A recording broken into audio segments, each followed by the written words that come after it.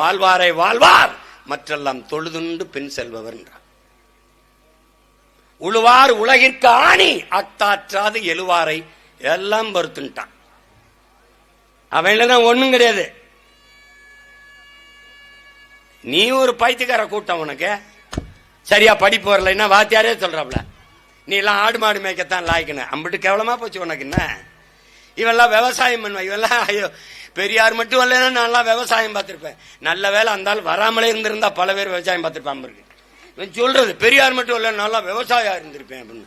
அப்புறம் வீட்டில் வேண்டது மண்ணலி திம்பிய உங்களுக்கு கேவலமா போச்சு. என்ன வேளாண்மை செய்யறது? வேளாண்மை என்பது ஒரு வாழ்வியல், அதுபோல அரசியல் என்பதும் ஒரு வாழ்வியல், அறிவியல் புவியியல் போல அது ஒரு வாழ்வியல்.